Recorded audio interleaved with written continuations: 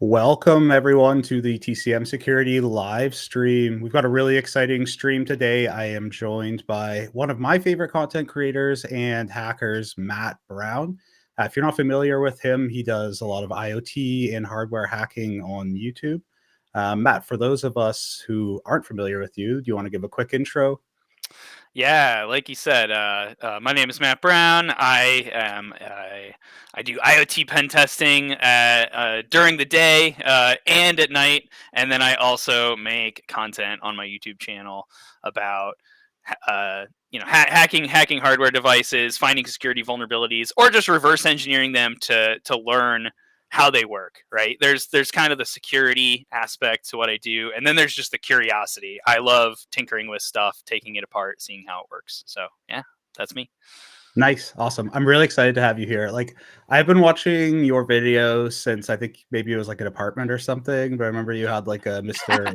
like the robots poster behind. I've been watching your videos since like the early days, so it's really cool to have you on here because I have learned a ton from your videos.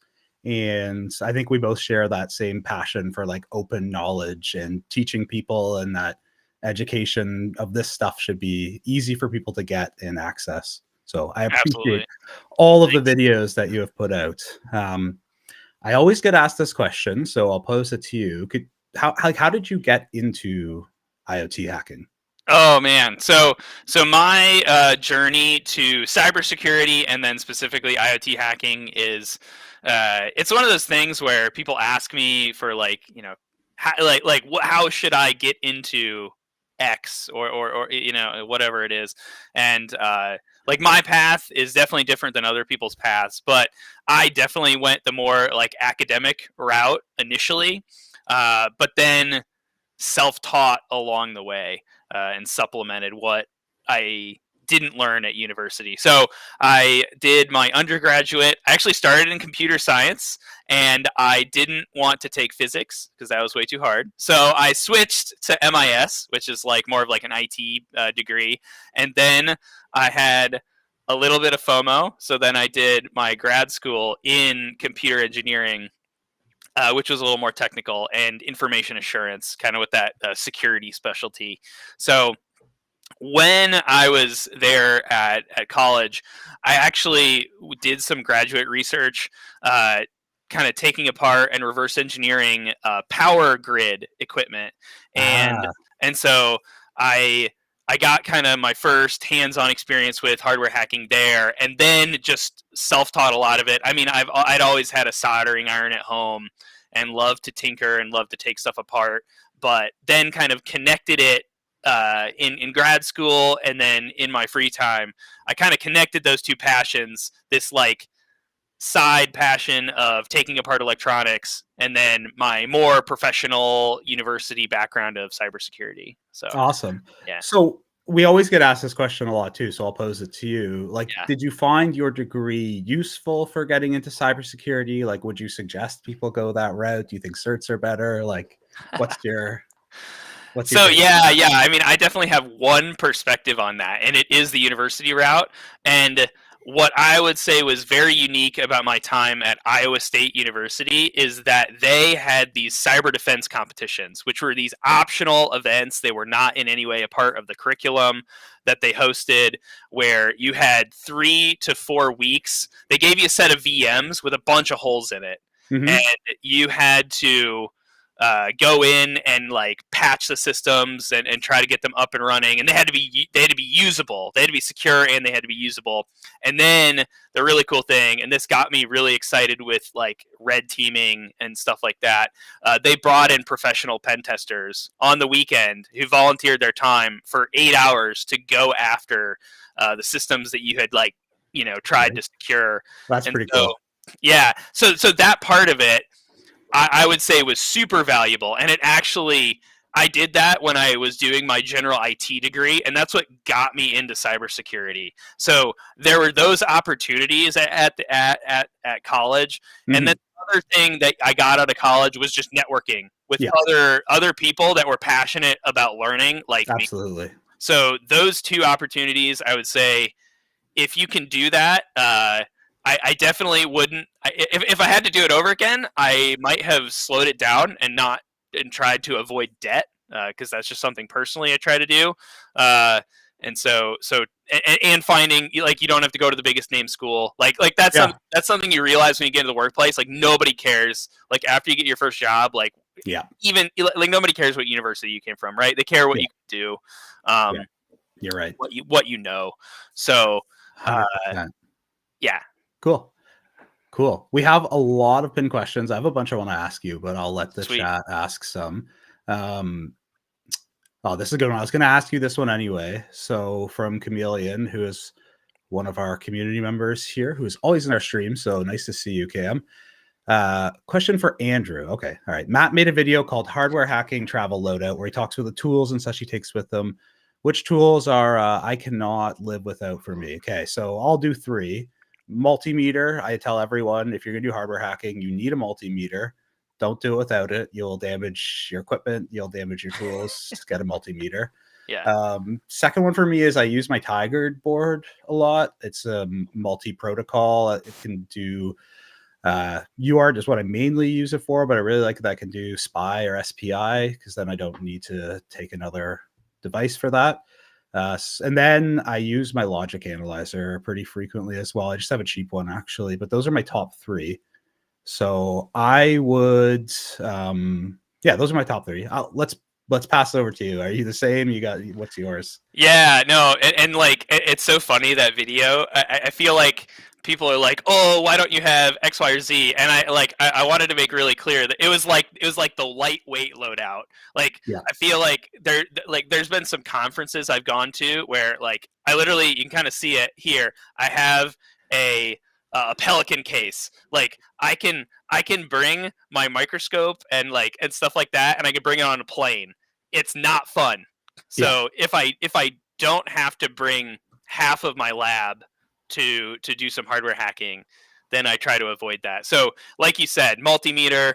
Yeah, I've gone crazy and I've upgraded to, like, the fancy, like, benchtop multimeter, but you don't need one of those for hardware hacking. That was purely for some YouTube stuff that I do. Yeah. And so, yeah, like cheap multimeter, Oh, this one is from yeah, AliExpress. This is $5. And dude, it's actually yeah, not bad. Like, I've tested this yeah, like QA wise with, I have a pretty expensive one, and it can do continuity too.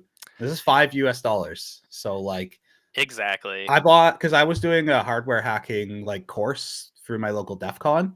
We had 100 people and we were trying to keep the budget of tickets to $100. Yeah, So I bought 100 of these, and like one of them didn't work. That was it. The rest all worked. And like, yeah.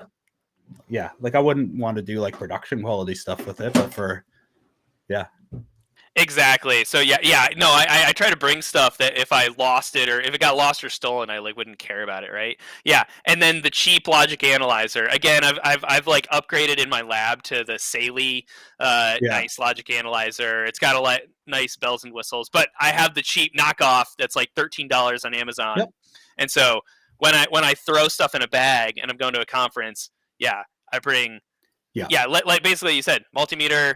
I just bring a dedicated, UART to USB yep, cable, and then I also bring my JTagulator, because the thing that people don't realize about that is that you can set the voltage. You can set whatever the voltage is on it, and it has a UART pass through, so you can use it as like a 1.8 volt UART, a 2 point, like, yes. 5 volt UART. I remember there was a DEF CON. I don't remember which DEF CON it was, but there was a DEF CON where there was UART on the badge and it wasn't 3.3 volts. And the Mm, vendor area was sold out, like, instantaneously, of all of whatever the oddball voltage UART yeah. adapters there were. Adapters, yeah. Yeah, yeah. Yeah, I like the TiGuard for that reason, because you can also set it to the VCC voltage like automatically, Oh, which is really? really nice. Yeah, so like you can, there's a pin for VCC on it, and then you can set the logic level to auto detect, which is nice Oh, because great. then you will not fry stuff, which is, Yeah, yeah, that's never fun. Yeah, when yeah, you get the funny smell coming from your yeah. PCB. Here's one that I want to pop up. What's your opinion? Do you have one of these? Have you tested it? I've been finding it a little hard to get one affordably in Canada, but people are asking me constantly about the pine saw, like the soldering iron. Are you familiar Oh, with it? no, no. So I've used one at a conference, and my review of it is that it was okay. And but I don't want to give a full review because my understanding it's powered over USB-C, and I was using it from just a like a battery bank Ah, at this yeah. conference. So I think they have like a full like power delivery. Like you can plug it Yes.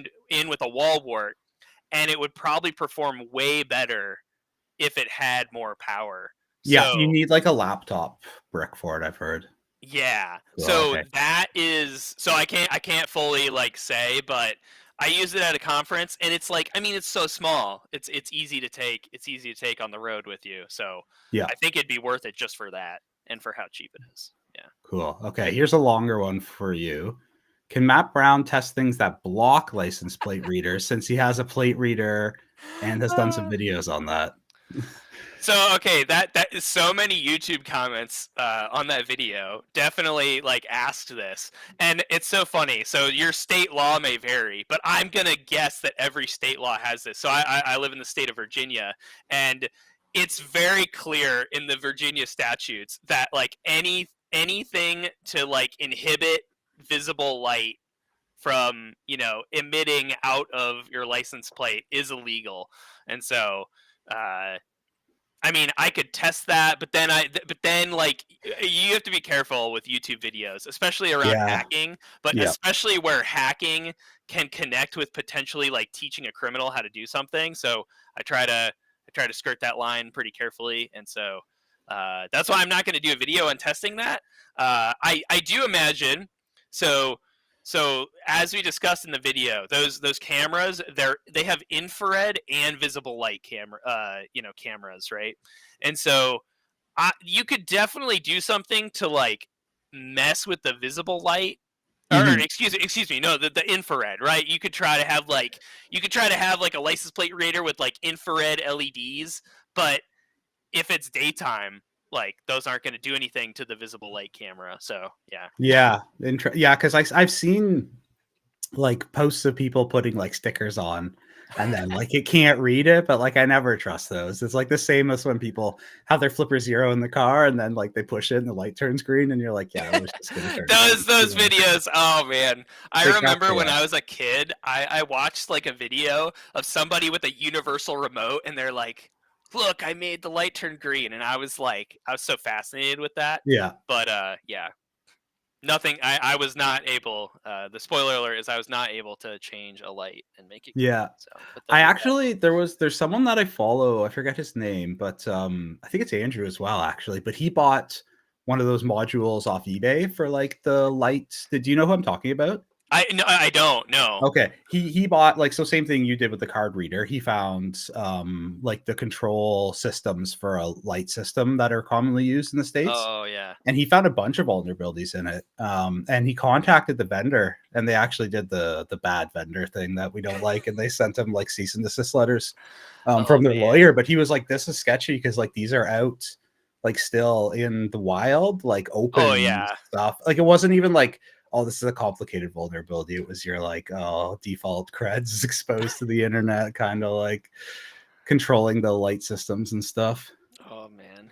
Yeah, and I doubt they had a really good automatic OTA, Yeah. process in place to upgrade things when they fix something. Yeah. Yeah, exactly. Okay, here's another really good one. Would you recommend resources, courses, and books to get into embedded systems and then ultimately embedded system security? So I guess like would you suggest learning about embedded systems first before going into security? Ooh, that's a really good question. I think so. Before we went live, we were kind of talking about these two different aspects of IoT offensive security.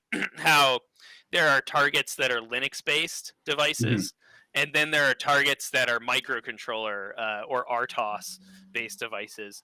And I think some of that embedded background, and maybe even like an electrical engineering background, I think that's gonna come into play a lot more if you're targeting those RTOS or microcontroller based systems. But Yeah. I think I think if you're like a really good Linux pen tester, Yeah. you could definitely get yourself really quickly pivoting into IoT security. There's a few hardware hacking things you're going to need to pick up, but I think your path is going to be you don't need to go get a formal education in embedded systems. No. Again, this is something we were talking about before the stream started. I self-taught myself every bit of electrical engineering, microelectronics bit of knowledge, all of the the electronics gear back there. It's all self-taught. And Yeah. so I feel like going and getting a really formal education in that. Now, like low cost trainings are always really good to like jumpstart that self discovery bit, where you're self learning. And so anything like that, like conference trainings, or I'll plug Andrew's training here, Thank on you. IoT security, that I just finished last night. I went through the whole training, so that's really good because it does give you, which is awesome because I'm not an electrical engineer. So it gives you some of that double E background, and then how to like really quickly jump into attacking like real systems in a practical way. Because what you'll find if you go down the formal like learning about embedded systems, you're going to learn a lot of information that you don't really need. Yeah. Yeah, Yeah. It's a lot more complicated actually to like bring a board up and stuff than to hack it.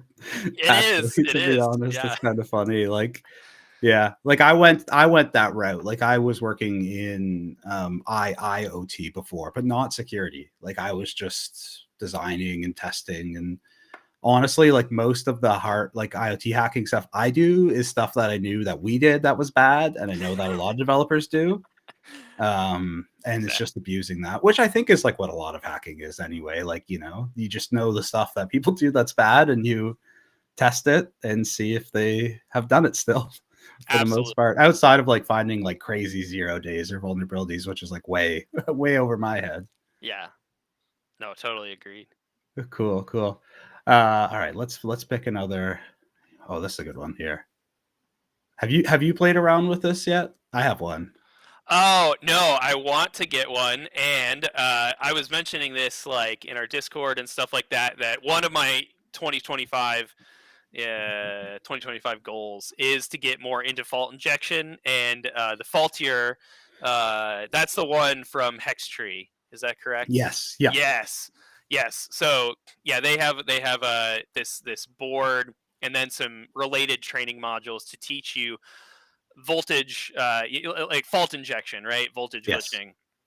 Which Yeah. of course that's to like that's again you're attacking more of those microcontroller based systems, those RTOS based systems, and usually your goal there, is to be able to either put it into some debug state, but ultimately to read the internal flash out of the Yeah. device. Yeah. Yeah. Yeah. Or even just its memory is Ah, sometimes right, enough right. too, for like hardware wallets and stuff like that, because then you can pull Ooh, out the right, cryptographical keys. So right. for people that are really into that, I will give Joe Grand a plug because he does a lot of really cool stuff with that. I Yeah. have one of them. So if you're looking to learn about fault injection, then I would 100% suggest that, because pretty sure the course is free Oh, nice. through Hextree, like the intro for this, and the fault year is only like $100 or something, and then they built out like fake Apple AirTags that are targets, so like it takes a lot of the guesswork out, because otherwise it's like really finicky. You have to like make sure you lose or remove capacitors, like filter caps, and like you can fry devices, but they have them with like the pins and everything like right into the chip already. Like it's easy mode, which is good when you're learning that kind of stuff. So I would recommend it to anyone that wants to get into it. I also have a chip whisperer, but I haven't had a lot of time to play with that. But that is on my list of goals for this year as well, to learn about glitching and side channel analysis. Yeah, same here. All right. Oh, I got a good question here. No one, I haven't seen anyone ask this one. I thought people would, but What's your opinion on Flipper Zero for hacking? Do you need one? Is it Okay. overrated? What do you think? So I was doing a pen test one time. Like I mean the short answer is like all the things that it can do, you can probably find another tool that will do it. Now some of the, some of the RFID stuff is nice and it's handy to have all in one device and stuff like that. Now, what's interesting for me, I was on a pen test one time and I needed to test an infrared interface that, normally a remote control interfaced with. And I was like, hey, what tools could I do? And then I, found like, okay, hey, like the Flipper Zero has infrared capabilities. So I bought it mainly for that to fulfill the need for that one pen test to be able to do so to automate some infrared signals and see if I could do certain attacks with that. So I think you will always find something cool you can do with it. It's Mhm. just that you don't need it because there's No. other tools that will do the same thing if you already have those other tools. Yes, yeah, I agree. I have one and I use it sometimes, but for the most part, it sits in my. Because the thing is, like, it's with Swiss Army knife tools, you're the tool that does the specific thing is usually going to do it better and easier, right? Exactly. Yep. Like, if you have a multi tool, I have one in my pocket, and like it has a Phillips screwdriver on it, but like I would be better off using a Phillips screwdriver than the. But Yeah. sometimes that's all you have, so Yeah, yeah, exactly. Like it fits in your pocket. That that yeah, that's kind of cool. So, yeah. yeah. I got a cool one here that we were talking about this before. How can we do reverse engineering custom firmware, not embedded Linux firmware? What reversing tool is good? So Matt and I were actually talking about this before because neither of us, I would say, are like subject matter experts on reverse engineering, like microcontroller, so RTOS or bare metal Yeah. code. However, in Matt's Discord right now, we do group hacking projects where we pick a fairly cheap device and we take a look at performing testing on it. And the group this time decided to do a non-Linux because most people are in the same boat. Even a lot of the professionals that are in our server are mostly used to embedded Linux.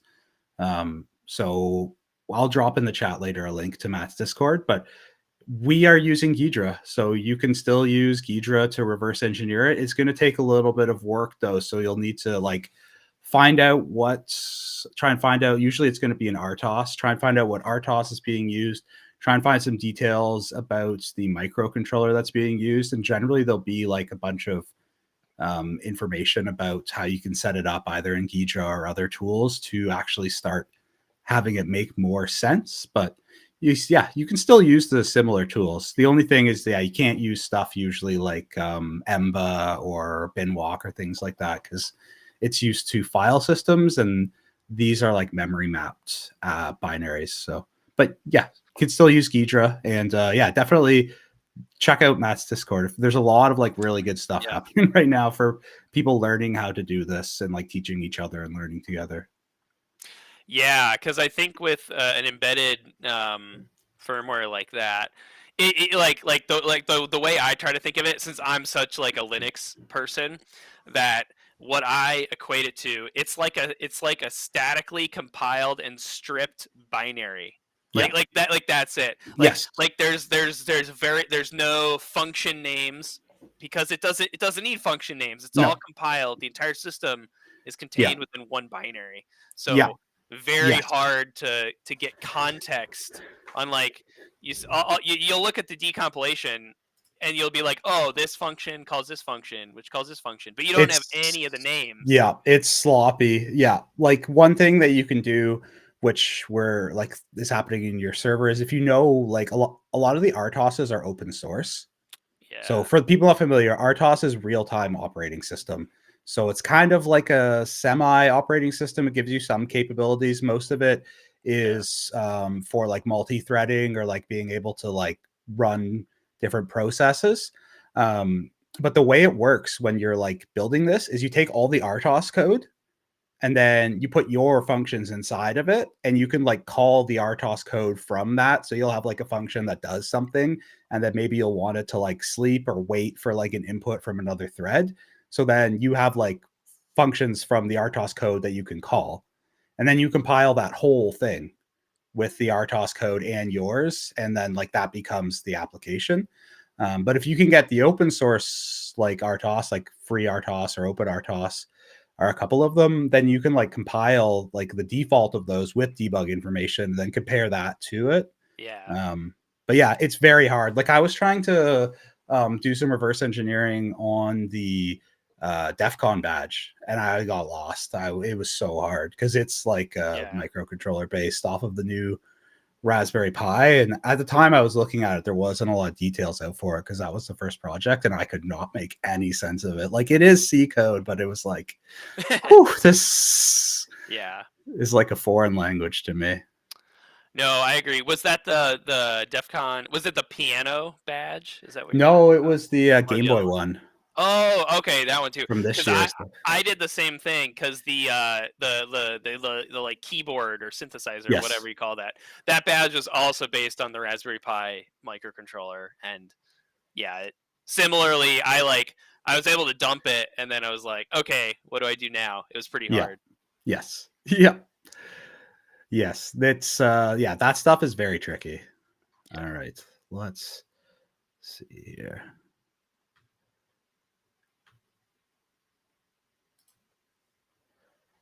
Do you like books? Are you a book learner? What's your Ooh, it's really funny. I'm not much of a book learner. So and definitely, yeah, no, electrical engineering. This is gonna be is weird, but yeah, YouTube. I learned on YouTube. Yep. Um, for electrical engineering stuff, I'd say like probably the biggest YouTuber out there is EVV blog. Yes. Dave Jones, is that his name? Yeah. The Australian Australian. guy. Yeah. Yeah. Great. Love his So stuff. I've watched a bunch of his like whiteboard videos, which are helpful. Yeah. But also he just does videos where he tears down devices and he talks about them and stuff like that. But no, it's pretty online, self-taught. Yeah. Yeah. This one I don't know a lot for books because I learned most of this at university, and like the textbooks honestly weren't that great. But I do have. Yeah. I'll show one book here that I recommend to everyone. I'm just gonna grab it off my bookshelf. Yeah.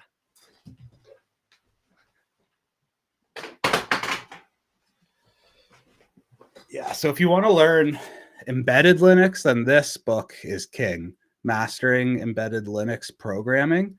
So I've read this book like start to finish a couple times, and I use this so for the practical IoT Pentest associate exam. Like I wrote that firmware from scratch, and it's an embedded Linux system, and I needed to dip into this book because I had never written it completely from scratch before. Like usually you get like a SDK and a bunch of stuff from a vendor with their boards, and like I had to write everything up from scratch. Yeah.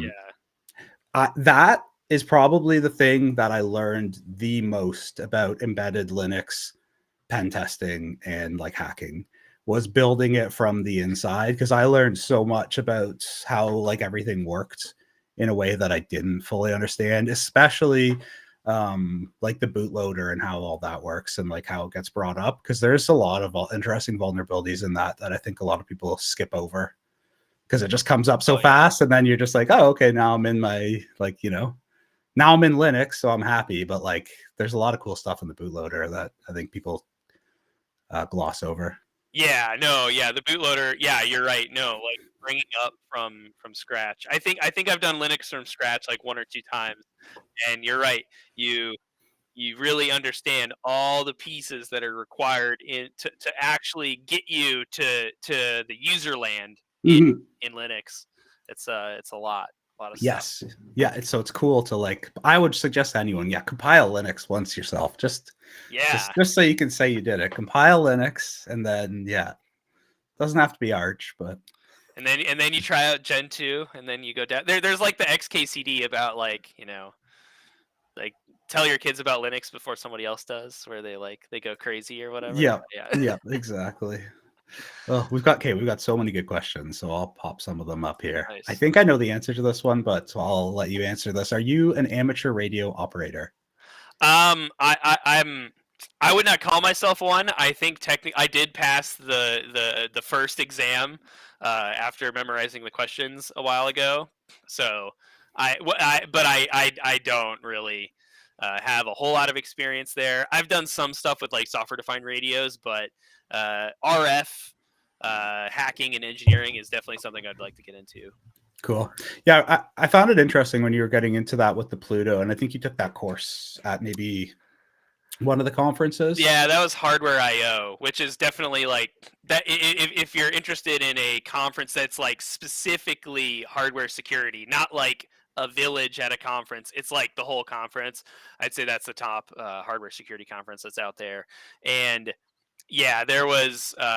So we took a software defined radio class where they gave us a software defined radio and taught us how to decode different signals and stuff like that. Yeah.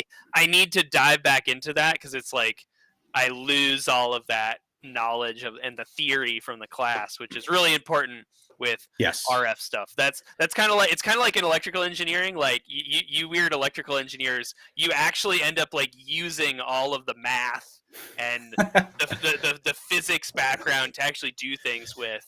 And so radio analysis is definitely like that as well. Yeah, I was playing. So I was playing around a little bit with it too. I did a video because I was interested in like car hacking. So I was looking at Oh like yeah. what could be done with it, and I still want to build one of the ones that can do the relay attacks, not replay attacks, because that's what's Yeah. vulnerable right now in Canada. It's really bad actually. People are having a lot of car thefts. But I Yep. did do a replay attack, like built that out with a cheap SDR. But most Yeah. stuff's not vulnerable to that these days. But it was interesting because I was like, I might be breaking. I'm in Canada though, but like this might be breaking some FCC regulations. So I actually did some research before and found that there are exceptions for like home built devices, but you can't cause Oh. interference. Right, right.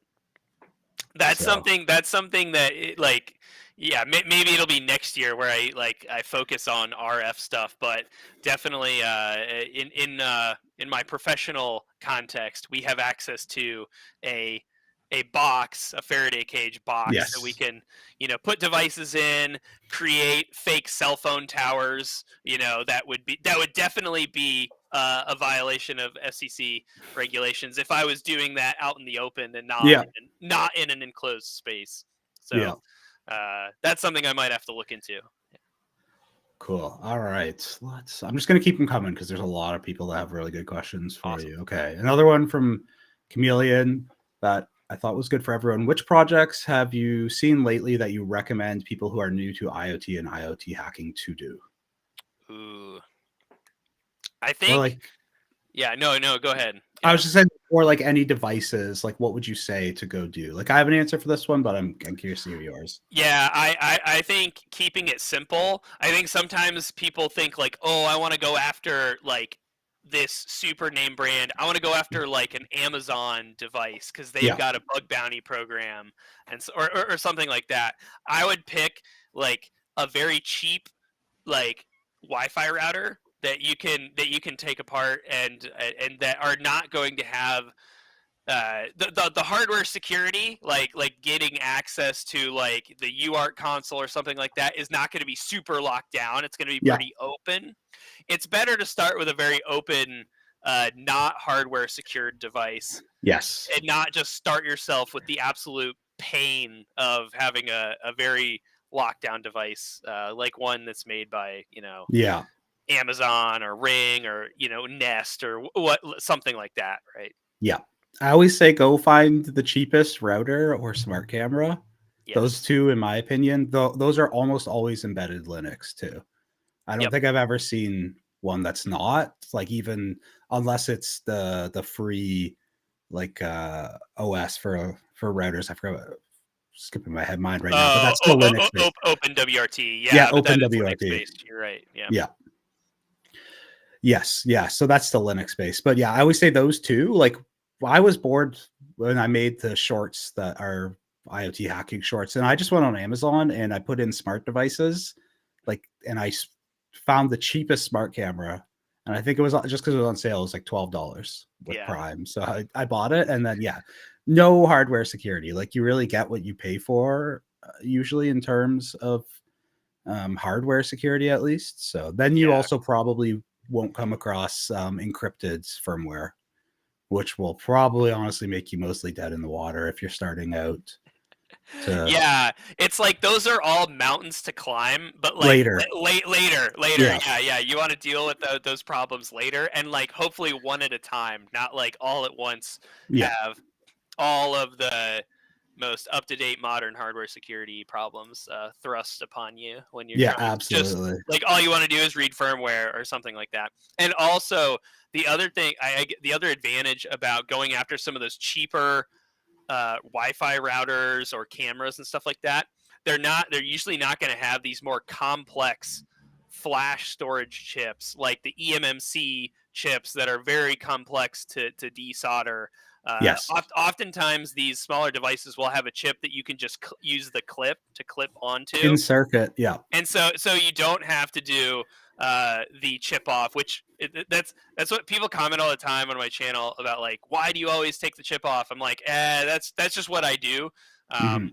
But if you don't have the soldering equipment or the skills, or you just are worried about bricking something, then it is super nice to have a target where you don't have to do that. You can Yeah. use the clip and just connect Yes. onto the chip. In circuit life is so much easier if you can Yeah, get it working.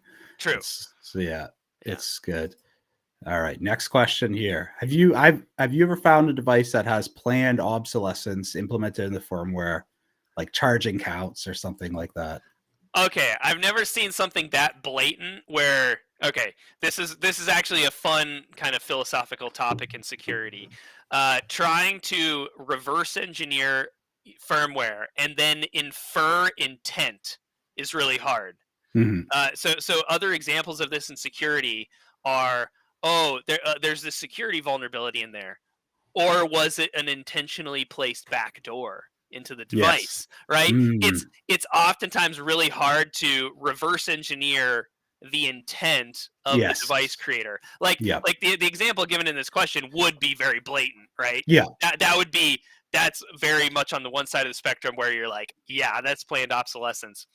But I will say there's some devices that will inadvertently have like they'll fail to work after some time, Yeah. or the cloud servers will fail to be online Maintained. anymore, right? If the Yeah. device, if the company goes out of business or something like that. One Yeah. interesting thing is if there's a CA certificate that is hard coded onto the device that is used for TLS communications for authenticating the server cert Mhm. that the device needs to connect out to. If Yes. that device is not updated and it is actually properly doing cert validation, then eventually that certificate should expire, Yeah. and then it should no longer trust its cloud server, right? So Yeah. there's stuff like that where you might get into a situation where a device won't work Yeah. inadvertently after Yeah. some amount of time.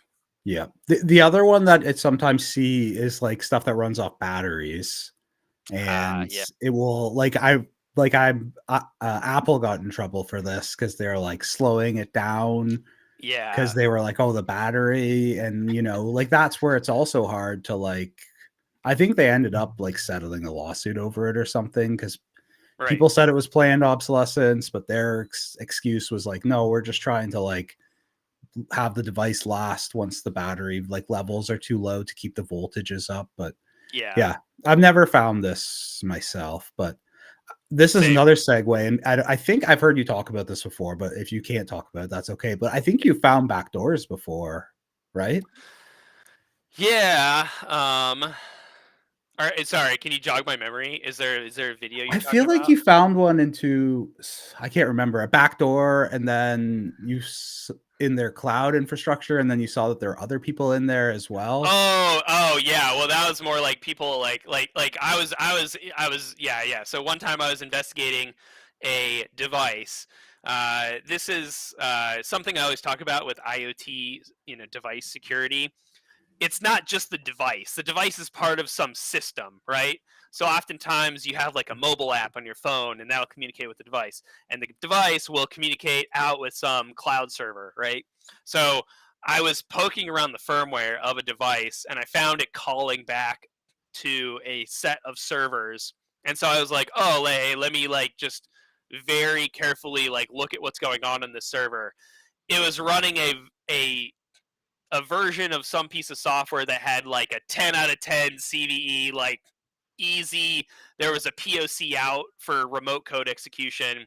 And so I did end up poking around on it, and I found that like there were like other people on the box. and and yes, I believe the server ran PHP or something like that. Yeah. And there were like backdoor shells that had been installed on the web servers.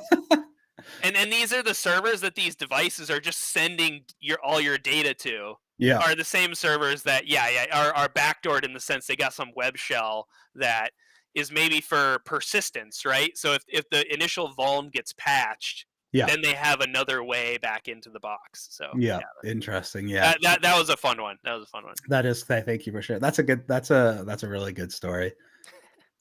For anyone that listens to Darknet Diaries, that reminds me of the one with the it's like there's a wind farm, and they're going to investigate the wind farm, and they find they find the people are like doing patches because they don't want other people to get in, and then when they're gonna Yeah. like remediate it and clean it up, the wind farm company's like, no, it's actually cheaper to like let them run their crypto mining because they're like patching our systems for us. They were, yeah, the hackers were keeping their systems up to date better than their own like Yeah, because they IT didn't want team other could. people. Like, and then this was Robert Lee. I don't know if you follow him or not. Like ICS, I'm not yeah. industrial. Yeah, that one cracked me up. I want to get into penetration testing. I think this is just like a general TCM one here. I'm 18 years old. I took your free course and learned the basics. Should I continue with Try Hack Me? I used Try Hack Me when I was learning. Like, I think Try Hack Me, Hack the Box are excellent resources. So yeah, if you're finding them to be helpful for you, then definitely they're great learning resources. So I got no qualms there. I used both Hack the Box and Try Hack Me when I was learning about cybersecurity. Yeah, same. All right. Oh, this is a good one. Do you listen to and follow Hackaday, Matt? Yeah, no, I definitely follow them on Twitter or X or whatever we call it now. But yeah, it was really cool. I think they featured one of my videos one time on there. Yes, that's what I was gonna mention. So like I followed them, and I remember one time I saw you on there, and I was like, oh, that's cool. Yeah, Matt's I here. follow them too, and I'm like, whoa, right? Like, because it's not like somebody tagged me in the post. It's like I just saw the post, and I'm like, wait a minute, like Yeah, that's cool. yeah. People Just usually came put up in my them. feed. Yeah, people usually put them in your Discord server. Oh yeah, that's right. Yeah. Yeah. Okay. Here's a good one here. I thought we were gonna get asked this one.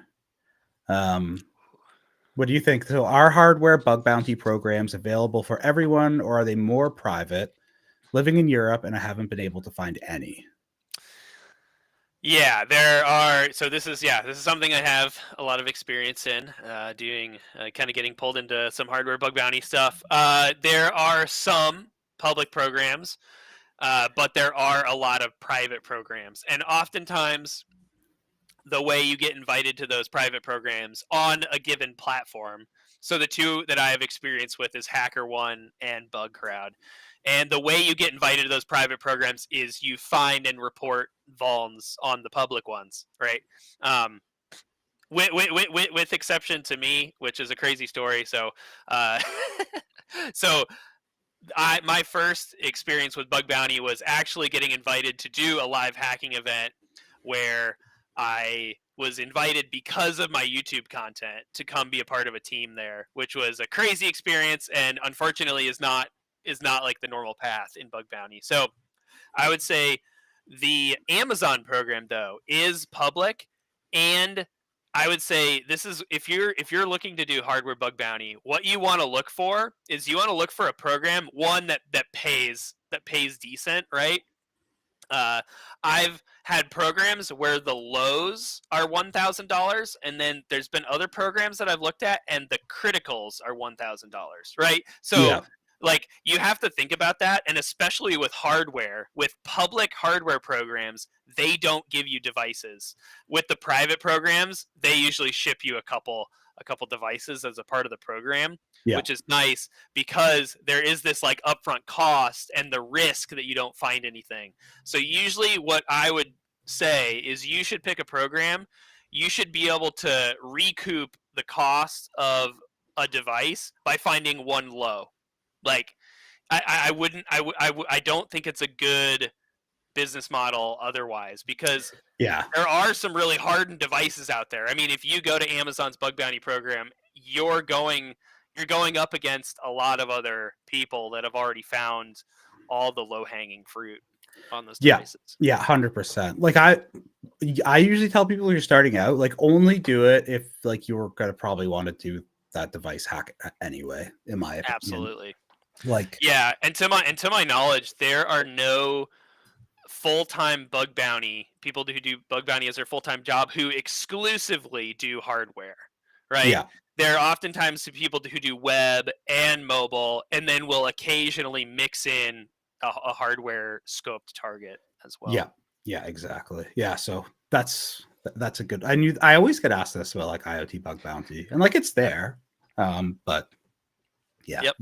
I don't do it. I don't have time to like invest in that. So like I would rather just buy the stuff I want to anyway myself and like work on it, Yeah. and then try and work through that. And Right. you can then be restricted because yeah, a lot of them are hard too. Like everything that has bug bounty is going to be hard to do. In my And oh yeah, sorry, there was one other thing I forgot to mention there. With hardware bug bounties, you also want to find a program that understands like you want to understand their threat model, and you want a company that understands that the hardware scope and threat model and severity ratings just look different than like if it's a company that has web assets and mobile assets and a hardware target. You would really hope that they would have some specific guidance. And this is Mhm. something, again, I'll say Amazon is the gold standard, and they do. They have very specific, they have paragraphs of guidance about what constitutes Yeah. different severity of vulnerabilities on there that are very hardware, like they understand their hardware context very well. Yes. Yeah. Because yeah, some places, it's hard to get them to realize the danger in what they're doing. Absolutely. Yep. So yeah, which is a good segue into this question right here. I just gotta find it here. Asking about, here we go. This is a good one. Is it possible to access the server by hacking the IoT hardware? Oh yeah. Oh yeah. So this is like sometimes this is the whole reason why you're hacking on an IoT target, right? Mhm. So let's say we've got this IoT device and it has Wi-Fi or Ethernet or something, and it communicates out to a cloud server over the web, over HTTP inside of a TLS, connection, right? And that might be the same API that the mobile app uses. It might be the same API that some of the web app uses, but you might learn about API endpoints that are Mhm. only ever used by the IoT device, right? Yeah. So again, in terms of whether it's a pen test or whether it's bug bounty, like but like maybe even like let's kind of stick in that bug bounty mindset. Bug bounty oftentimes is all about finding new scope, finding Yes. green pastures Yeah. where no one else has tread. So there's this barrier to entry, which is reverse engineering the hardware device. So like, let's say there's like a really simple IDOR vulnerability that exists in some web API, but Mhm. the device is the only device, like the device is the only thing that uses it. The web app doesn't use it. The mobile app doesn't use it, right? So there's this huge barrier to entry. Like all you have to do to find this theoretical vulnerability is to know what the API endpoint is. Yes. So the only thing in your way is you know, dumping the firmware off the chip, reverse engineering it, and figuring out what those API endpoints are. So yes, oftentimes this is a very long roundabout way to answer the question. Like yes, oftentimes you are going to find vulnerabilities in traditional web assets Yes. that you would only find through the device. Yeah. So, and I'll add a caveat: if you're pen testing, you need to be very careful that that is in scope, right? Yeah. Like you need to be very careful about your rules of engagement and know what they are. And if you're in doubt, communicate with your customer, or your client, or your stakeholder about that. Yes. Yeah, we always talk about that, the security research things. Like Yes. we're not testing their cloud infrastructure. And like if we Yes. find stuff, like we could report that like we found this, but we're not gonna like test it because we don't have any like, that gets very unless they have a bug bounty program that's in scope. Yep. But yeah, like that's in my opinion, that's probably the easiest way to demonstrate to a company that is not taking their hardware security seriously that they should is being like, yes, Yes. I only was able to find this or get into this because I was able to, dump your firmware, reverse engineer it very easily, and I found this stuff in it, and now I did this thing on your cloud servers. Because if Yeah. you're like, oh, I did this thing and like it only affects the device, most manufacturers don't care about that. And Yep. I don't think I've really, outside of like a few devices, it's usually not in scope of bug bounty, right? Like unless it's maybe like a hardware wallet or something, they don't care if the attack like only impacts just the device itself, usually the hardware. Yeah, no, absolutely. And this is where, your threat model and hopefully the client or the bug bounty target or whatever understands their threat model. But yes, like a hardware wallet is the great example for where that is like that's the whole game. Like that's the whole reason for the hardware wallet, right? Yeah. Is to prevent somebody who gets physical access to the hardware wallet from being able to like extract the stuff out without some pin or a password or something like Yeah. that, right? So that it would matter. But Yes. for like a Wi-Fi router Yeah. to be like, hey, like I can backdoor your Wi-Fi router if I get physical access to it. Now, again, an example: Amazon. Absolutely, they're going to care about that. That's going to be a Yeah. high or a crit. Yeah. Most companies are going to say I don't care. info. They're gonna info that right Yeah. away. Yeah. And so it all depends on the threat model of the company you're talking about. Yeah. And like I would say like most cheap IoT devices I look at, you could backdoor them very easily. Like Yeah, yeah. extremely easily. They just don't care. So Yep. but like the threat model there is like, someone buys it, resells it or whatever. Like it's still pretty limited, but yeah, Yeah. like I would say most cheap ones that I look at it's very easy to modify the firmware, add in your backdoor or whatever, repack it, flash it, or find other ways to put unsecure firmware through like their web loaders or whatever. It's very, very common. Absolutely. Yeah. Yeah. And there are some interesting like gray areas in all of that kind of stuff.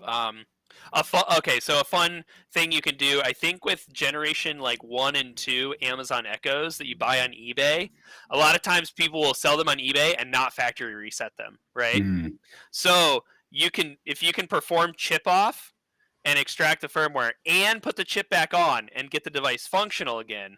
So that device is going to be trying to connect to whatever the old owner's Wi-Fi router is, right? So mhm. if you can extract the SSID and the password and then set up your own Wi-Fi router, then it's going to connect, and those devices, they have full access to the person's Amazon account. Oh, so you just start ordering stuff like, hey, Yeah, yeah, Echo. you have full Amazon Alexa access into someone Wow, else's Amazon account, right? And so interesting. they've in the future generations they've worked on fixing some of this stuff. But yeah, there's all sorts of interesting threat models. It just, if you're doing bug bounty or you're doing pen testing, you just really want to understand from the client or from the customer what they care about. Yeah, absolutely.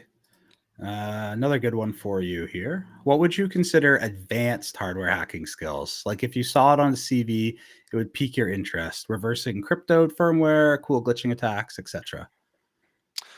I think those are both good examples. Yeah, the glitching stuff anything to do with RF.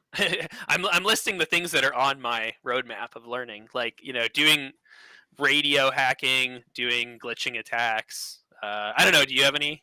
You have any put on that? Yeah, I would say like all of the glitching, if it's we're just talking hardware, so glitching, and then the other one that kind of goes hand in hand with glitching is sidechain analysis, which if Yeah. people are familiar with that, that's when you can get cryptographic keys from the device by measuring things like power or sound that it's unintentional. So that's why it's the side channel.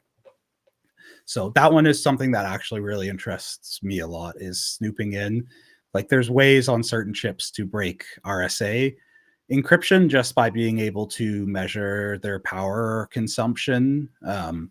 So yeah, they're pretty cool. And timing is another really big one too, as well, of side channel. That's like the classic side channel attack, but most of that's been patched out now. People have realized that, but the power ones are very interesting. So Yeah, recently one of the well, I think it was electromagnetic radiation. The YubiKey. There was a cool bit of research on a YubiKey where they were able to. Now, it was really obvious that the YubiKey was hacked because I think you have to like grind away a bunch of yeah, the plastic like yeah, exterior of the YubiKey to get down to where you could get a good reading.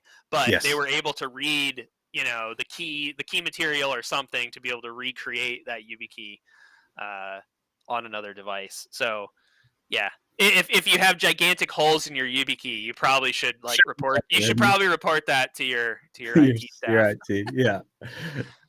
Okay, here's a good one. This is just like more of a mindset one, but what question here is, what key mindset to learn and progress on hardware hacking stuff? Ooh, I like this. So I think a lot of it depends on what your goal is. And so you should ask yourself like what your goal is. Are you wanting to get into this as a career field, or is this a side hobby? Something like that. Or you just want to do this to learn, or you want to do it professionally. So that might shape how aggressively you go at it. If you are just like, I want to learn, I'm passionate about this, I think you should find the kind of hardware that you're interested in and just start taking it apart and figuring out how it works, right? Mhm. Uh, and stuff like that. And then the mindset and progress piece, they don't. So we had previous questions that talk about tools, and oftentimes is a question I get of like, oh, like, don't I have to buy a ton of stuff, right? Like Yeah, I see all this, like the microscope, the oscilloscope. It's all like it's kind of more expensive gear to get into it. yeah, You you really don't need any of the super expensive gear, and no, I would pick a target, a project.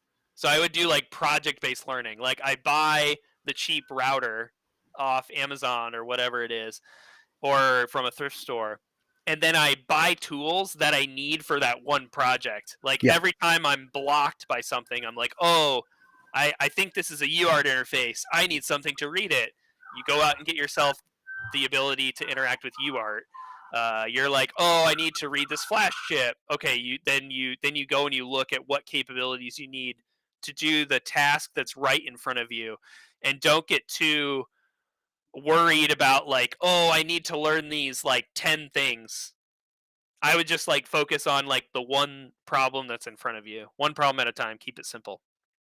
yeah. That's a really good approach. You don't need to like buy. And yeah, I have a couple of blogs on this because I always see people getting stuck up on the two questions, like what tools do I need to buy, and like do I need to spend a lot of money, and then like what Yeah. should my first device be to hack? And I see a lot of people getting hung up on both those things. And yeah, thrift store, or like I just put it out into the universe that like I'm a nerd and I like to hack. Like, and people like are just be like randomly like, "Yo, I'm throwing away my router or whatever. You want it?" And I'm like, "Heck yeah!" And I literally have like a Tupperware bins of them. So those are the best Yeah. things to learn on. Yeah, Like most of these boxes back here are just yeah, full of like stuff that I've either pulled out of e-waste or at a thrift store or eBay or cheap like stuff used off eBay or whatever. Yeah. Oh, here's one that this is a good one. Getting hold of hardware that's not easily available. Like, so The one spot that people usually get this is eBay. The other one is if you can try and get invited to the private bug bounties. I don't know if you have any opinions on this Yeah. as well. Yeah. So, well, the first thing, medical devices. So there's a vuln out about some patient monitoring system, and I've got one incoming from eBay, so that's definitely going to be a future video.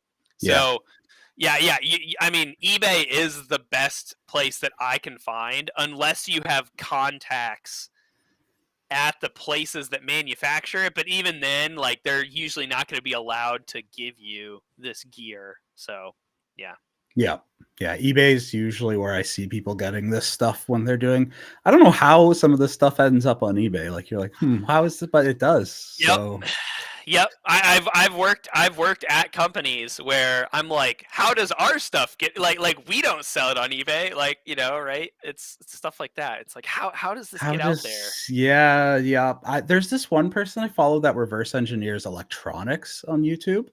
Yeah, And some of the stuff he gets, I'm like, "Where did you get this?" Like, he had, like, a missile guidance system. And I yeah, was like, yeah, stuff like that. "You must not be in America because I feel like you would get knocked on." I don't know where they are or, like, what, they never show their face, but they're like a Yeah, I know. wizard I, at I know. In America, there's some ITAR issues there, all sorts of regulations.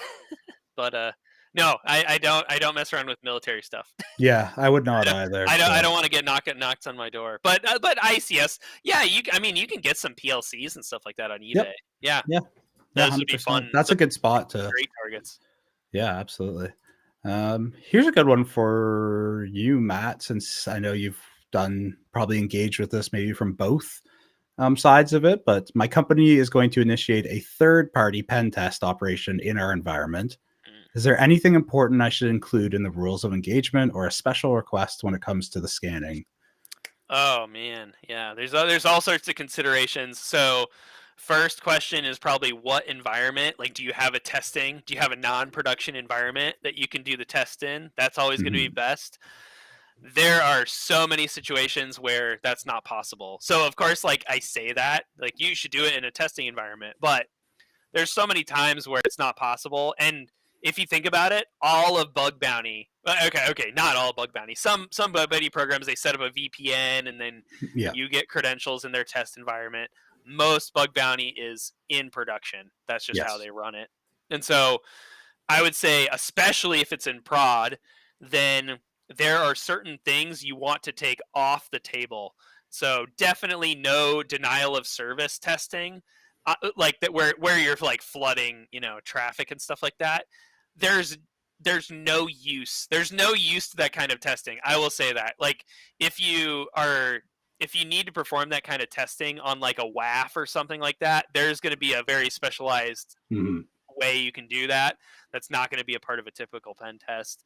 Um, the other thing I would say is, again, especially if it's in production, if you're going to do attacks, like, so IoT is a great example for this. Oftentimes, I will do IoT pen tests where the cloud servers are in scope and it is in production, and they will purposely give me two devices. So, like we're talking about, these threats where I reverse engineer one device, and then I think I can make a request to a cloud server to do Mhm. something to another person's device. Mm. Well, they'll usually approve that kind of testing as long as I'm targeting my other device that's on a separate segregated customer account.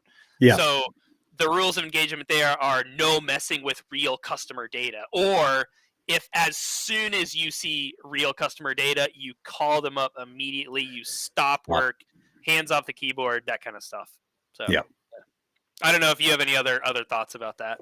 No, those are really good, and, like, I mean, these won't always apply, but, like, if you look at some bug bounty programs and look at, like, the really hard bolded no-nos of, like, "Do not Yeah. do this or else, like, we'll be really mad at you," then, like, usually those are good indications that, "Oh, we should consider that as well."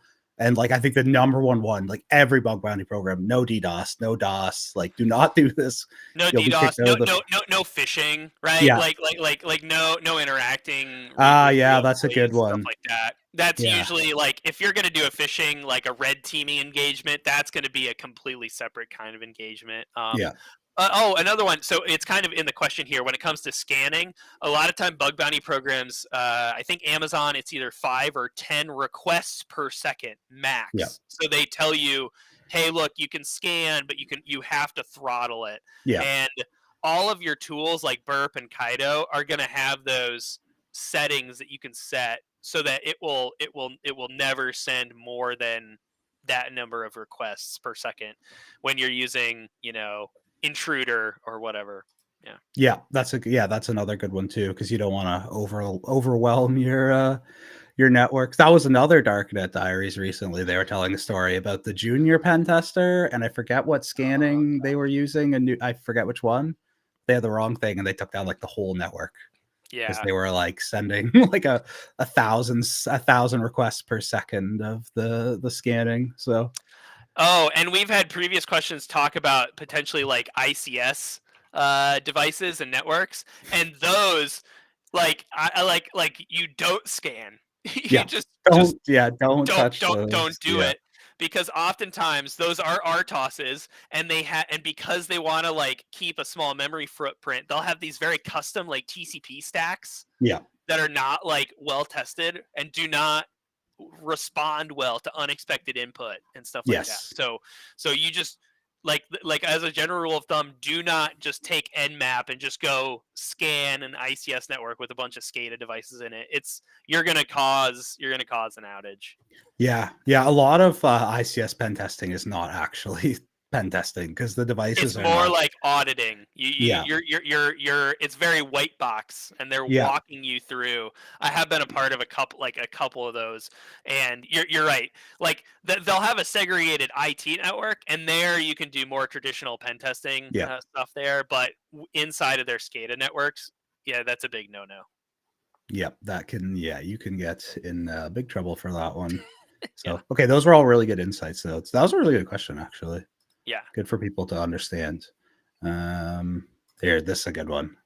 How much do companies care about keeping their IoT devices patched? Oh, okay. Oh, interesting. So it's not like an IoT company, but it's a company that has IoT devices. I Well, guess why is don't we that do both? Why don't we we can start with interpret that in two ways. I like yeah, that. Okay. So let's start by a company that produces an IoT device and like how much they care about security. So it varies, right? There are some that care about it very much. I keep going back to this because I think that I can be it can I can fairly say they're the gold standard in bug bounty. Amazon, right? Like if you find a bug, I found bugs where I knew that by me reporting the bug, there were like a whole team of employees that were immediately responding like instantaneously to develop a new firmware for it. yeah, So there are companies that act like that. And then there are other companies where maybe they would like to get a patch out, but maybe the company that's like name is on the IoT device is not who actually wrote any of the code on that device. And so yes, this is oftentimes what you find is that the hardware engineering and maybe even the software engineering will be outsourced to a third party, and then the company whose name is on and who's marketing and selling this device, they might not have any actual in-house expertise, yeah, and maybe it was like they put in an order for these devices one time, or they paid for the development effort one time, and maybe those developers don't even work for the third party anymore, and so yeah. it's like it's not possible to patch Yeah, I've the seen that a device. bunch with, like, the Chinese smart cameras a lot, Yep. and I think a lot of times too, like, there's one company that made it, and then a bunch of companies are selling the same Yeah. like, they get the same SOC. So for people not familiar with that, not SOC, like Security Operations Center system on a chip. They buy the same one, which I see in a lot of stuff, and then the same firmware, and they change only the cloud connections and host their own cloud infra. Yep.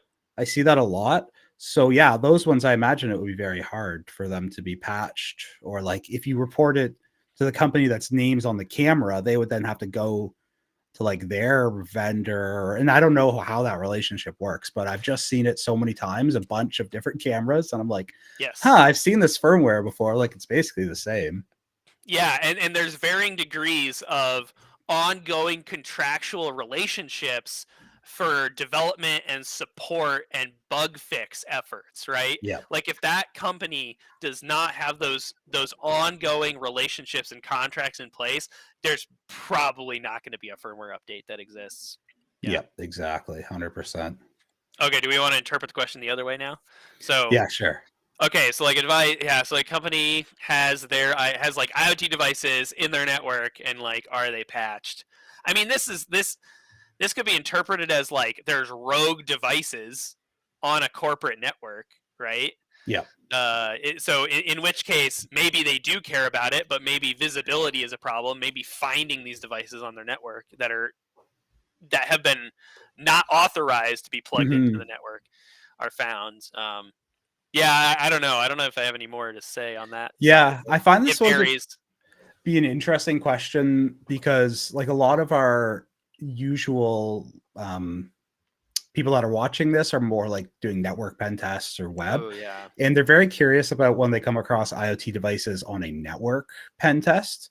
Oh yeah. And like I think that they can actually be potentially, if they are in scope for Yep. you, and then obviously like criminals don't care about what's in scope, but potentially an excellent vector for initial access. Because yeah, if there are vulnerabilities for them, a lot of times these devices go unpatched because they're sometimes can be difficult to patch if Yeah. they don't have like a proper OTA and stuff. So you can, yeah, can be an interesting thing to look into for if there's exploits for the version of whatever is running. Yeah.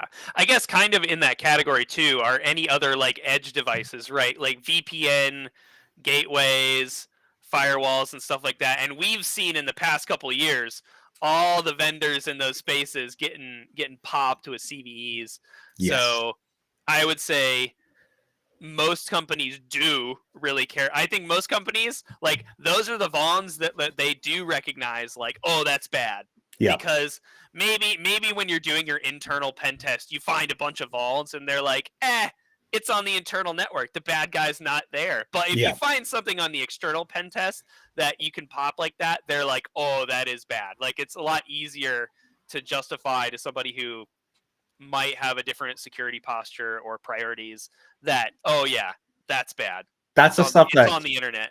yeah, that's the stuff that keeps like the network admins and the like SOC analysts up at night of like, yeah, Exactly. our Yeah. VPN portal has a 10 out of 10 CVE Yeah. on Right. it for like unauthenticated remote code execution, which we saw some of those coming out for like the big, I won't name any names, but Yeah. a lot this year. No, there's So been multiple companies have been getting hit. yeah, It's all of pretty them. equal opportunity. Yeah. Here's a good one. We've kind of answered this before, but some people are coming in and out. So, Yeah. what's the best tip for beginners in hardware security? Yeah. So I think summarizing it again, it's like find what your goal is. If your goal is to learn, then pick something that you like, a device, Yeah.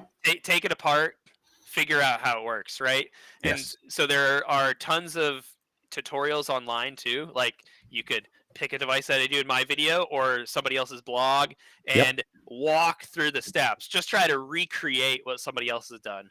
And then you will often learn a lot of extra things and you can be curious and you can look for other stuff on the device. But yeah, that's where I'd say to start.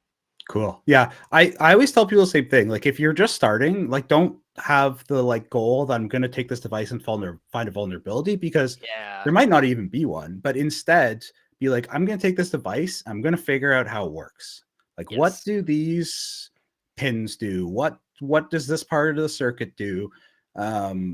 I'm going to get the firmware. Like how does it bring up its web server? Like is it a bash script? Like how does the initialization happen, like just Yeah. figure out as much of that as you can. And then in the process of that, maybe you find a vulnerability, maybe you don't, but like you learn a lot doing that. Whereas if you're like, I just want to find a vulnerability like really fast, Yeah. I don't know. It's kind of like shoot. It's like, it's you're gonna hit. It's really hit or miss, right? Well, yeah, and this is like the difference between like CTF and bug bounty, right? Yeah. A CTF, there is a known possible to accomplish goal Hmm. and an outcome that you can work your way to, right? Yeah. So if your goal is, yeah, I just want to learn how this works. Well, that's something you can accomplish. Like that 100%. is actually a goal that like the finish line exists. But with bug bounty or pen testing, like if you're trying to find a vuln, maybe it doesn't exist in Yeah. the place where you're looking for it or on the device. You're looking for an unknown instead Yes. of for something that you know is there. You just have to figure it out.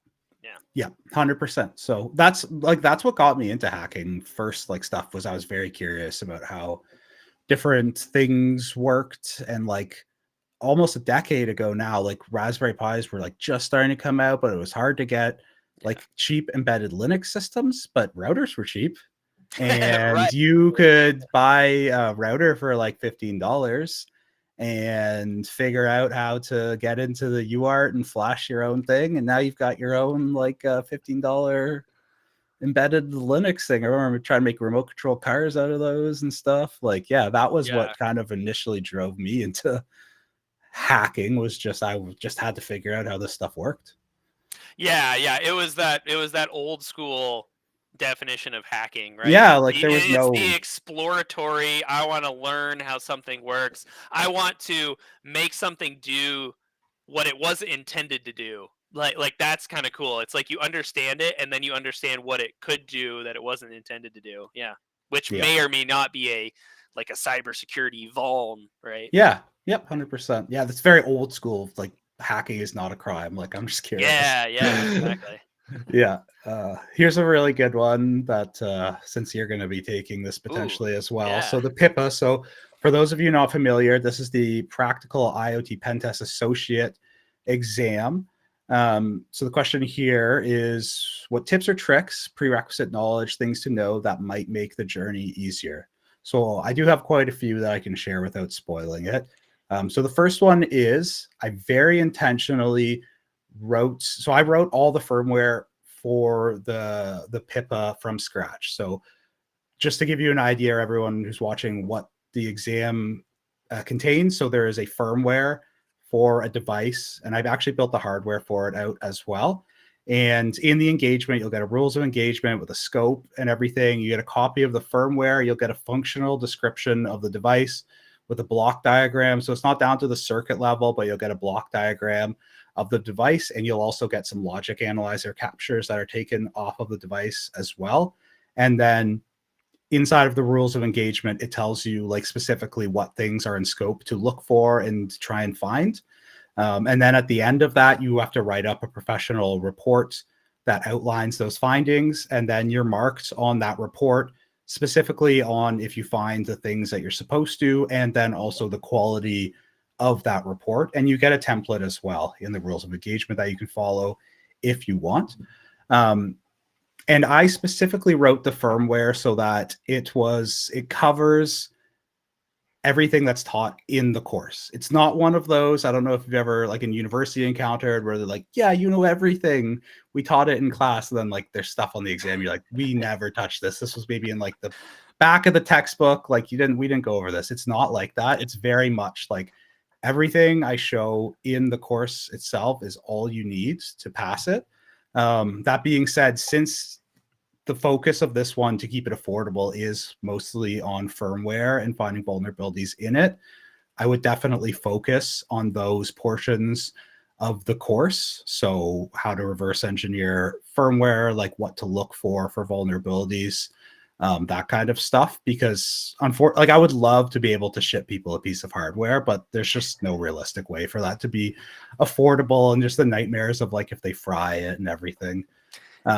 Yeah, so check that out. The other thing is I have a blog series that walks through how to find some specific vulnerabilities in firmware. And I wrote another custom firmware that is different for a different type of device, but it's still wrote by me. And one thing that I see is like developers do a lot of the same stuff that you get used to doing.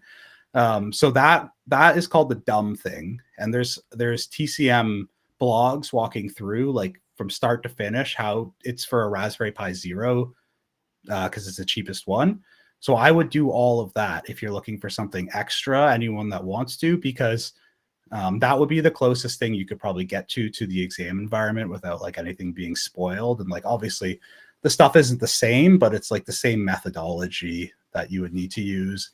And you can see what it looks like, some firmware that I wrote, some embedded Linux firmware. So yeah, those would be my tips or suggestions. And then there's also a blog if you search for it. Like I wrote a blog that was like, some tips and tricks for passing the PIPA exam as well. But I think pretty much I just covered all of them. There are no tricks. This is a very no tricks, practical. Like I've gotten this feedback from a lot of people, which I thought was really good. Like it's very close to an engagement that would be testing firmware. So no tricks, nothing, no multiple choice, nothing. Just yeah. All right. 1 degree. Okay. Here's a good one for you. Have you ever hacked hardware that is physically protected by custom screws or anti-tamper? Yeah. So I mean, custom screws. I guess like they'll have like Torx or Yeah. whatever weird screws. I mean, my screwdriver set. It's like I just have the iFixit one, and so it comes with pretty much everything I would ever have to use as far as screws. Anti-tamper is interesting. Like sometimes there'll be like a button inside the case that will be pressed down by the other part of the case, right? So there'll be Yeah. a button and there'll be some part of the case that will hold that button in place. And so maybe the device will detect that it's in an open state. And Yeah. maybe the firmware will do something different in that state. So that's kind of the most anti-tamper I've encountered. So Yeah. but I haven't gone after. There's probably targets where there's more anti-tamper stuff, right? Like a UV key, like maybe if you're trying to Yeah. get around sometimes they'll just make it difficult to like get at the chips, right? You'll have Yeah. the potting or whatever, that black stuff that the chip is all underneath, and you'll have to like scrape it away or somehow try to get that off so you can get your Yeah. probes onto a chip. Conformal coding. Oh yeah, you'll have Hate that. that stuff. Oh, it's terrible. Yeah. The one thing that I know, and I haven't really had a chance to work on these, but that has interesting anti-tamper is like payment systems, especially now where you've got like the Ooh. Square and like they're wireless, so someone could come in the store, right? And like grab that, you tap your card on it, like those, run Yeah. away with it. Those have some very interesting tamper-proof fuses and stuff like that are inside the layers of the PCB, like in the vias and stuff. Whoa. Where, yeah, like so that's pretty cool because they don't want people, because I'm sure it probably contains like APIs and keys and things Ooh, like yeah. that. To Yeah. like, Yeah. I think they're doing some cool stuff because I've seen people trying to like beat those. You have to like etch away the top layers of the PCB to get down to like some of these communications. If like Yeah. don't do things right, the fuses will blow, and then you have no access from the outside of the PCB. So the only way is to get down to the layers, Yeah. etch them away. But I've never done that myself, but I have seen posts about that. But yeah, this is why if you're starting out, get the cheap stuff. They literally just have like, sometimes they even have Yeah. the debug ports labeled with the header pins still on them. Like, Yeah. No. Oftentimes they will. Yep. yeah. Okay, here's another good one for you because I know this is kind of like one of your area of expertises. How do you extract firmware? Do they have anti-extraction? How do you get around that? I would say there's not, if we're talking about a Linux-based device where it's a microprocessor where the flash is stored externally from the main, CPU SoC, then there's not much they can do in terms of trying to prevent you from reading that firmware. Because if you think about it, if there's the CPU on one part of the PCB and the flash chip over here, well, they need to communicate somehow in order for the CPU to be able to read out of flash. Mhm. And so what you can do, like yeah, you really can't do anything because there's going to be some kind of protocol. There's different protocols that it's going to use to communicate. And so your flash reader is just going to emulate that protocol that the CPU uses Mhm. to read the firmware from your flash chip. And so now what you will have sometimes is you will have encryption. So parts of the firmware that are stored in that flash chip are encrypted, and then there is some kind of process to decrypt it into memory so that it can be utilized, right? Yeah. And so there are insecure and there are secure ways of doing that firmware encryption. So the really like not secure and like it's not really adding any value, maybe it's just to try to hide it from, script kiddies or whatever, is okay, let's say you have your flash. Let's say all the important stuff you have encrypted, but then over here you have a key, Yeah. like somewhere there is an unencrypted key because it's a chicken or egg problem, right? Yeah. Like you can't put, if you need to decrypt something, the key to do the decryption, you can't put it in the encrypted blob, Yeah. right? Yeah. Now there are ways that you can securely store key material in chips that have like secure elements, like a what am I thinking? Yeah, Yeah, they like a have secure element, trusted or they have, trusted yes, platform, trusted boot. Yeah. yeah. Yeah, Yeah, yeah. that's So, that kind of stuff. So yeah. there are more secure ways to put that key somewhere where you can't get it out of the flash chip. So Yeah. And then that's where that advanced hardware hacking stuff comes in of side channel yeah, analysis or glitching. yeah, But yeah, so plug for the course because in the end of the course, we go over how to defeat that one that you're saying doesn't add much value because yes, I won't go too much and spoil it, but yeah, they do that on the device that we look at, and it's I mean, yeah, it's pretty trivial to get around it once you know what you're looking for because yeah, the keys are there, right? They're. yep, yeah. So And so there's kind of two cases there. There's the case where there's something encrypted on the device, and when it boots up, it decrypts it and puts it somewhere, or maybe it only decrypts it when it needs it. yeah, The other case is where you can download the firmware online, but the firmware that you download is completely encrypted, right? yeah, And in that case, the device has the key, like a hard coded key that can decrypt that. So in that case, you first need to extract firmware off of a physical device yeah, before you can ever do any analysis or before you can decrypt the firmware that you download off the internet. So yeah. So great question.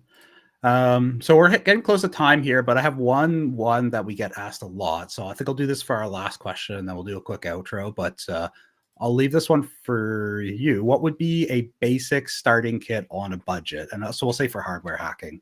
ooh, okay. So multimeter, like you said, you can get one for $5 to $10. You do Yeah. not need any of the.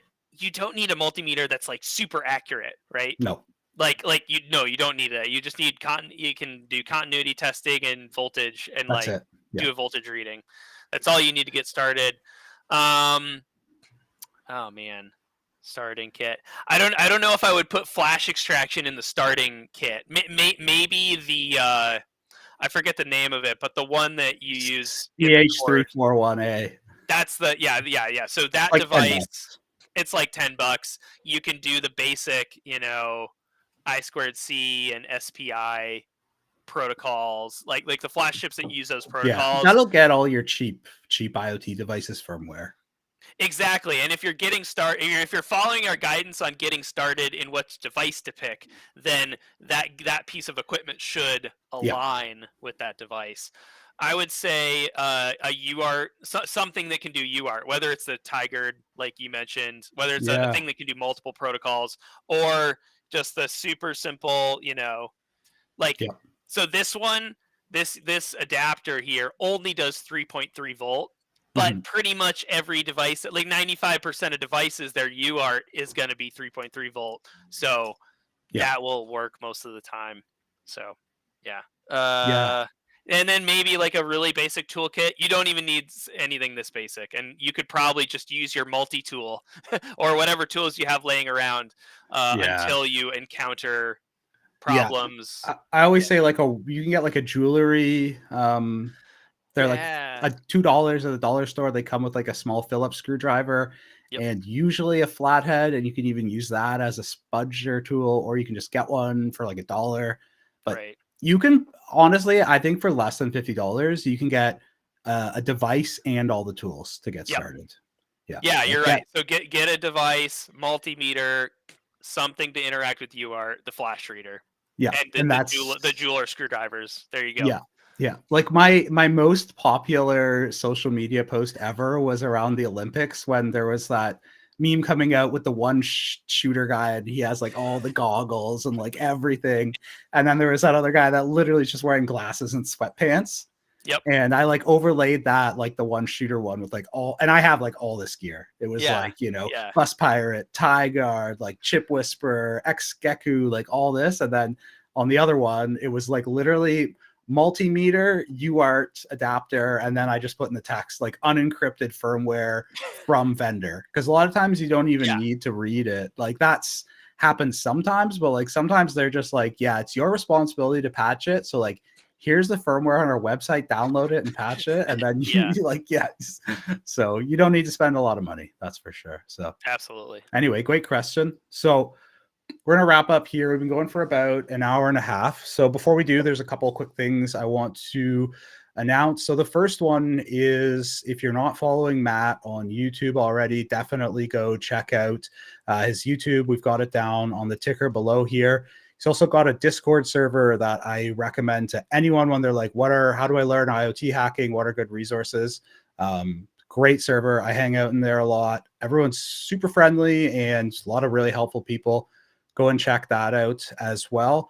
We also have a few seats left in our pen testing active directory with Heath Adams, the cyber mentor. So if you are interested in doing a live course with him, it's going to sell out. I think there's like a couple seats left. So just giving a heads up because people are always interested in that.